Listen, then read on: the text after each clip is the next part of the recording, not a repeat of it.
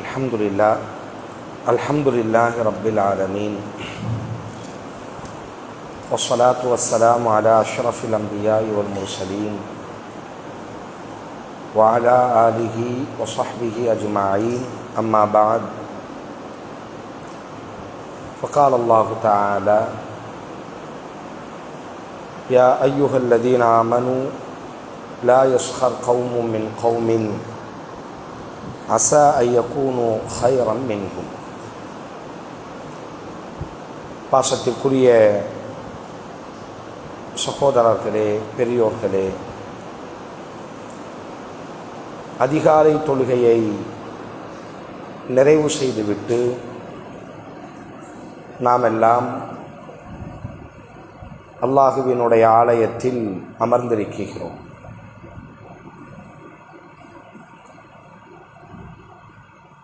நபி ஸல்லல்லாஹு அலைஹி வஸல்லம்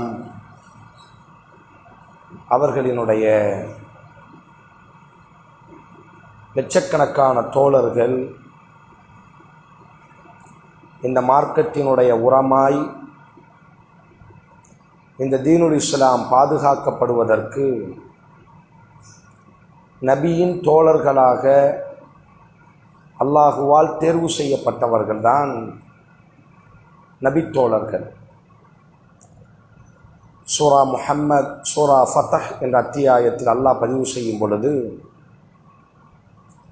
முந்திய வேதங்களில் நபியினுடைய வருகையை பற்றி எப்படி அல்லாஹ் முன்னறிவிப்பு செய்தானோ அதே அளவிற்கு இந்த நபியினுடைய தோழர்களை பற்றியும், அந்த நபியோடு யார் நெருக்கமாக இருப்பார்கள், அந்த நபியினுடைய உன்னதமான தோழர்களை பற்றியும் நாம் முந்திய வேதங்களில் முன்னறிவிப்பு செய்திருக்கிறோம் என்று அல்லாஹ் பதிவு செய்கிறார். ஆதலால் தான் நபித்தோழர்கள் இப்படி கூறுவார்கள், மனிதர்களில் நபியை அல்லாஹ் தேர்வு செய்தான், அந்த நபியோடி தோழர்களாக யார் இருக்க வேண்டும் என்பதையும் மனிதர்களிலிருந்து அல்லாஹுவே நபிக்கு தேர்வு செய்து கொடுத்தான் என்று சொல்வார்கள். அதில் ஒரு நபித்தோழர் தான் சாபித் இப்னு கைஸ் என்று சொல்லக்கூடிய நபித்தோழர். மதீனாவை பூர்வீகமாக கொண்ட நபித்தோழர். மதீனாவில் 2 கோத்திரம் இருந்தார்கள். அவுஸ், ஹஸ்ரஜ் என்று சொல்லக்கூடிய 2 கோத்திரம். அதில் ஹஸ்ரஜ் என்று சொல்லக்கூடிய கோத்திரத்தினுடைய முக்கியமான தலைவர்களில் ஒருவர், மிகச்சிறந்த பேச்சாளர். ஒவ்வொருவருக்கும் ஒரு திறமை இருக்கும் அல்லவா? அன்றைய மதீனாவினுடைய மிகச்சிறந்த ஒரு பேச்சாளரும் கூட. இவர் பேசினார் என்று சொன்னால் எல்லோரும் அப்படி தன்னை மறந்து கேட்க ஆரம்பிப்பார்கள். அந்த அளவிற்கு நாவன்மை உடையவர், அரபு மொழியினுடைய பாண்டித்துவம் பெற்றவர். ஆரம்ப நாட்களிலேயே எவ்வளவுதான் இவர் பேச்சாளராக இருந்தாலும் கூட இவரினுடைய பேச்சும் ஒரு இடத்தில் தோற்று போனது. முஸ்அப் இப்னு உமைர் ரலியல்லாஹு அன்ஹு அவர்கள் மதீனாவின் அழைப்பாளராக அழைப்பு பணி செய்திருந்த நேரத்தில் அவரினுடைய அந்த அழைப்பு பணியின் பொழுது இவரினுடைய பேச்சு தோற்று போய் முதல் முறையாக முஸ்அப் இப்னு உமைரினுடைய பேச்சிலே மயங்கி தீனுல் இஸ்லாத்திற்குள்ளாக தன்னை இணைத்து கொண்டவர்கள்.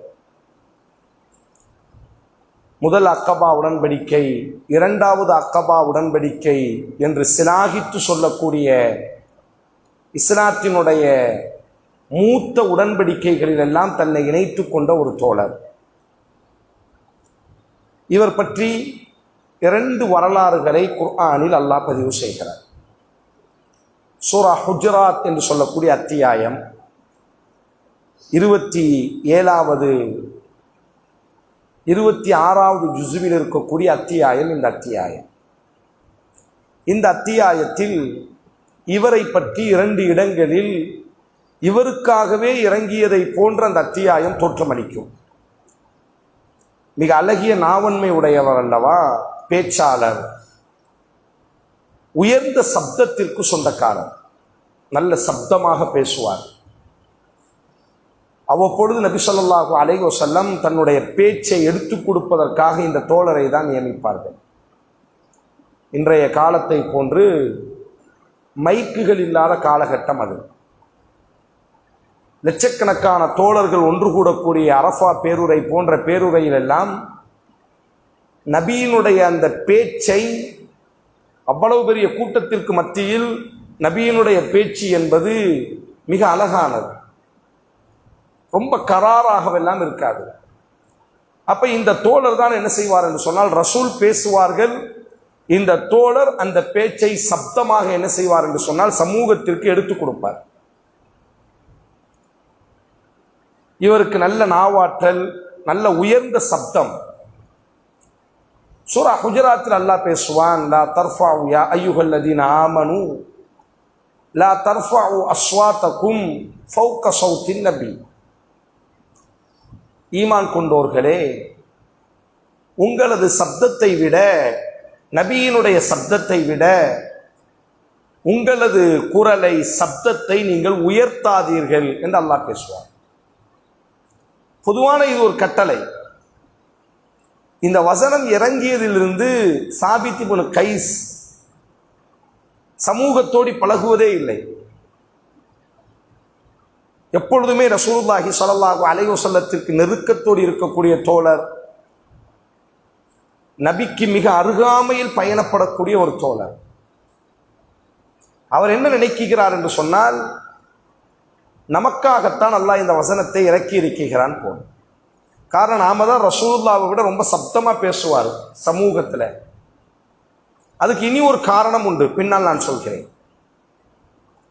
அப்போ நம்முடைய குரல் பல நேரங்களில் நபியினுடைய குரல் சிறுமையாகவும் நம்முடைய குரல் அதிகமாகவும் மாறி இருக்கிறது. ரசூலுல்லாஹி ஸல்லல்லாஹு அலைஹி வஸல்லத்தினுடைய குரலை விட நம்ம குரல் தான் பேசியிருக்கிறார் அல்லவா பல முறை. அல்லாஹ் பொதுவாக இறக்கி, இதுதான் நபித்தோழர்கள். நமக்கும் அவர்களுக்குமான ஆகப்பெரிய ஒரு வித்தியாசம், நம்மை நோக்கி பேசக்கூடிய, நாம் செய்யக்கூடிய பாவம், அந்த பாவத்தை நோக்கி ஒரு வசனம் பேசினாலும் கூட நாம் யாரோ ஒருவருக்கு பேசுவதை போன்று நாம் அமர்ந்திருப்போம். ஆனால் தோழர்கள் பொதுவாக யா அய்யுஹல்லதீன ஆமனு, ஓ ஈமான் கொண்டோர்களே, கியாமத்து வரை வரக்கூடிய முஃமின்களை பார்த்து அல்லாஹ் அழைத்த ஒரு வார்த்தை. இன்றும் கூட ரசூலுல்லாஹி ஸல்லல்லாஹு அலைஹி வஸல்லத்தினுடைய அடக்கமாகி இருக்கக்கூடிய அந்த கபருக்கு மேலாக இந்த வசனம் தான் எழுதப்பட்டிருக்கும். அன்றும் சரி இன்றும் சரி, நபிக்கு முன்பாக அந்த மஸ்ஜிதில் சப்தத்தை உயர்த்தக்கூடாது. அங்கே நபி அடக்கமாகி இருக்கிறார். அன்று வாழ்ந்தார், இன்று அடக்கமாகி இருக்கிறார். அப்ப அந்த சாபித் இப்னு கைஸ் என்ன நினைக்கிறார்னா, ஓ சாபித்தே, உன் குரல் பல நேரங்களில் நபியினுடைய குரலை விட உயர்ந்து இருக்கிறது, அப்படி உயர்த்தாதே. அப்படி நீ உயர்த்தினால் உன்னுடைய அமல்களை நான் அழித்து விடுவேன் என்று அல்லாஹ் சொல்லுவதை போன்று அவர் விளங்கிக் கொண்டார். அதனால் அவரை சமூகத்தோடு பழகுவதில்லை, சமூகத்தோடு பேசுவதில்லை. அல்லாஹ்வின் தூதர் ஸல்லல்லாஹு அலைஹி வஸல்லத்திற்கு ஒரு அற்புதமான ஒரு குணம் உண்டு. யாரையும் அல்லாஹ்வின் தூதர் மறக்க மாட்டார்கள். அவர்களினுடைய பெயரை, அவர்கள் செய்த உபகாரத்தை, அவர்களினுடைய அந்த பண்புகளை, அவர்களினுடைய நடத்தைகளை நபி மறக்கவே மாட்டார்கள். தபூக் என்பது இஸ்லாமிய வரலாற்றில் நடந்த ஆகப்பெரிய ஒரு யுத்தம். அனைத்து தோழர்களும் கலந்து கொண்டே ஆக வேண்டும் என்று நிர்பந்திக்கப்பட்ட ஒரு பயணம். அந்த தபூக்கு மைதானத்தில் நின்று கொண்டு ரசூல் ஒரு உயர்ந்த இடத்தில் ஏறி அப்படி பார்க்கிறார்கள். ஆயிரக்கணக்கான தோழர்கள் எல்லாரையும் பார்த்து விட்டு ரசூல் ஸல்லல்லாஹு அலைஹி வஸல்லம் கேட்ட ஒரு வார்த்தை, ஐன கஅப் இப்னு மாலிக், எங்கே கஅப் இப்னு மாலிக் என்று கேட்டார். ஆயிரக்கணக்கான தோழர்கள். ரசூல் ஸல்லல்லாஹு அலைஹி வஸல்லம் யார் இருக்கிறார்கள், இல்லை, யார் இல்லையோ அவர் யார், அவர் பெயர் என்ன, இதான் நபியினுடைய குணம். நாம் சந்தர்ப்பத்திற்கு பழகுவோம், நமது காரியமாகிவிட்டால் பழக்கத்தை நிப்பாட்டி விடுவோம். அப்படி அல்ல நபி. ரசூல் ஸல்லல்லாஹு அலைஹி வஸல்லம் விசாரிக்கிறாங்க, என்ன சாபித் இப்னு கைஸ், அவர் நம்ம நெருக்கமாக இல்லை, தூரமாகிறார், எங்கு அவர் காணவில்லை. அவரினுடைய தோழர் அவரினுடைய வீட்டுக்கு செல்கிறார். வீட்டில் உட்கார்ந்து அழுதுகிட்டே இருக்கிறார் சாபித் இப்னு கைஸ். தேம்பி தேம்பி மனைவிட்ட கேட்கிறாரு, கொஞ்ச நாளா இப்படித்தான் இந்த ஆள் இருக்கிறார். பயங்கர அழுகை, யாரோடையும் பேசுவதில்லை. அப்போ தோழர் கேட்கிறார், ஏன் இவ்வளோ அழுகிறீங்க, என்ன காரணம்? இல்லை, அல்லாஹ் அஸ்ஸ வஜல் குர்ஆன்ல ஒரு வசனம் இறக்கி இருக்கிறான், லா தர்ஃபஉ அஸ்வாத்தக்கும் ஃபௌக ஸௌத்தி நபி, நபியினுடைய சப்தத்துக்கு மேலாக உங்கள் சப்தத்தை உயர்த்தாதீர்கள், அப்படி உயர்த்தினால் உங்களது அமல்கள் அனைத்தையும் நாம் அழித்து விடுவோம் என்று அல்லாஹ் சொல்கிறானே. எத்தனை எத்தனை முறைகள் எனது சப்தம் உயர்ந்திருக்கிறது நபியினுடைய சப்தத்திற்கு முன்பாக. நபியினுடைய சப்தம் குறைவாகும், எனது சப்தம் அதிகமாகும் மாறிய எத்தனை நாட்கள் உண்டு. நான் செய்த எந்த அமலும் என்னுடைய பட்டோலையில் இனி இருக்காதா? என்னுடைய அமல்கள் எல்லாம் அழிந்து விட்டதே என்று தேம்பி தேம்பி அழிகிறார். உடனே அந்த தோழரும் கவலையோடு ரசூலிடத்தில் வந்து சொன்னவுடன் அல்லாஹுவின் தூதர் ஸல்லல்லாஹு அலைஹி வஸல்லம் அவரை போய் சந்திக்கிறார்கள், அல்லது அவரை தோழரை விட்ட ஆள் அனுப்புகிறார்கள். அல்லாஹுவின் தூதர் அவரை பக்கத்தில் அமர வைத்து சொன்னார்கள், சாபித்தே, இந்த வசனத்திற்கு சொந்தக்காரர் நீங்கள் இல்லை, நீங்கள் சொர்க்கத்திற்கு சொந்தக்காரர். அல்லாஹ் உங்களை பற்றி பேசவில்லை சாபித்தே, மாறாக அல்லாஹ் ரப்புல் ஆலமீன் இங்கு நாடக்கூடிய நாட்டம் என்ன? நபியினுடைய கருத்துக்கு முன்பாக இனி ஒரு கருத்தை முன்னால் வைப்பது. அல்லாஹுவின் தூதர் ஒரு கருத்தை சொல்லும் பொழுது இது அல்ல என்ன கருத்து என்பதாக அந்த கருத்தை மட்டப்படுத்தி இனி ஒரு கருத்தை முன்னிலைப்படுத்துவதைத்தான் அல்லாஹ் இங்கே பேசுகிறார். யதார்த்தமான உங்களது குரலை பற்றி அல்லாஹ் பேசவில்லை. மிக அழகான குரல், கம்பீரமானது உங்கள் குரலால் இந்த மார்க்கம் வளர்ச்சி அடைந்திருக்கிறது. அதனால் அல்லாஹ் உங்களை பற்றி பேசவில்லை சாபித்தே, உங்கள் அமல்கள் யாவும் உங்களது பட்டோலையில் நிரப்பமாக இருக்கிறது, நீங்கள் அல்ல இந்த வசனத்திற்கு சொந்தக்காரர் என்று அல்லாஹுவின் தூதர் திருத்தி கொடுத்தார். அவர்தான் சாபித் இப்னு கைஸ். அவ்வளவு உயர்ந்த சப்தத்திற்கும் பேச்சாற்றலுக்கும் சொந்தக்காரராக இருந்தாலும் யதார்த்த குணவாதியாக இருப்பார். இது போன்ற மற்றும் ஒரு இதே அத்தியாயத்தில், யா அய்யுஹல்லதீன ஆமனு, ஈமான் கொண்டோர்களே, லா யஸ்ஹர் கௌமும் மின் கௌமின், எந்த ஒரு சமூகமும் இனி ஒரு சமூகத்தை மட்டமாக பரிகாசிக்க வேண்டாம், பரிகசிக்க வேண்டாம், யாரையும் கேலி அடிக்க வேண்டாம். நீங்கள் யாரை மட்டமாக பரிகசிக்கிறீர்களோ உங்களை விட அவர்கள் அல்லாஹ்விடத்தில் ஏற்றமானவர்களாக இருக்கக்கூடும். யாரேனும் ஒருவர் பரிகாசம் செய்ததற்கு பிறகு வமல்லம் யதுபு, தௌபா செய்யவில்லையோ, அந்த பரிகாசம் செய்யக்கூடிய குணத்திலிருந்து மீளவில்லையோ, அவர்கள் நஷ்டவாளிகள் என்று அல்லாஹ் ஒரு வசனத்தை இறக்கினார். இந்த வசனமும் இந்த சாபித் இப்னு கைஸ் விவகாரமாக இறக்கப்பட்டது. நபி ஸல்லல்லாஹு அலைஹி வஸல்லம் ஃபஜ்ர் தொழுகையை நிறைவு செய்து விட்டால் இது போன்று என்ன செய்வார்கள் என்று சொன்னால், பல நேரங்களில் உபதேசம் செய்வார்கள். அல்லது தோழர்கள் யாரேனும் கனவு கண்டால் அல்லது தான் கனவு கண்டால் அந்த கனவுகளை பற்றி நபியிடத்தில் தோழர்கள் சொல்வார்கள், நபி அதற்கு விளக்கம் சொல்வார்.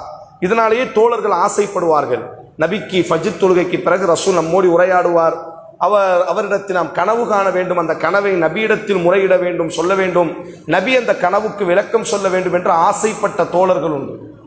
அல்லது நபியே என்ன செய்வார்கள், தான் கனவு கண்டால், இப்படி நான் ஒரு கனவு கண்டேன், ஹுதைபியா உடன்படிக்கை நடந்ததல்லவா, உம்ரா, அதெல்லாம் நபி இந்த ஃபஜ்ருக்கு பிறகு தான் கண்ட கனவை பற்றி சொன்ன நேரங்கள் அவையெல்லாம். ஆனா இந்த சாபித் இப்னு கைஸ் இருக்கிறார்ல, இவருக்கு நல்ல பேச்சாற்றல், நல்ல சப்தம் இருக்கும், அதே நேரம் இவரினுடைய காது கேட்கக்கூடிய திறன் குறைவாக இருக்கும். இவர் ரொம்ப காது கேட்காது, அதனால கூட ரொம்ப சத்தமா பேசுறார். காது கேட்காதவங்க எல்லாம் கொஞ்சம் என்ன செய்வாங்க, நல்ல சத்தமா பேசுவோம். நம்ம ஹெட்ஃபோன் வச்சோம்னா அவங்கள்ட்ட நம்ம பேசணும் அப்படின்னு சொன்னா அவங்க பதில் கொடுக்கும்பொழுது பயங்கரமா இருக்குமா இல்லையா? ஹெட்ஃபோனை நம்ம காதுல மாட்டிட்டு யாராச்சும் கேள்வி கேட்டா அந்த ஹெட்ஃபோன் மாட்டின ஒரு சத்தமா எனக்கு பதில் சொல்வாரு. அவரை பொறுத்தவரையில நம்ம யதார்த்தமா பேசுறதுன்னு தான் தெரியும், ஆனா நமக்கு தான் தெரியும், பாய் ரொம்ப கத்தி பேசுறீங்க பாய் அப்படிமா இல்லையா? இதை யதார்த்தம், அவருக்கு காது கேட்காது. அது மாதிரிதான் சாபித் இப்னு கைஸுக்கு காது கேட்கக்கூடிய திறன் குறைவு.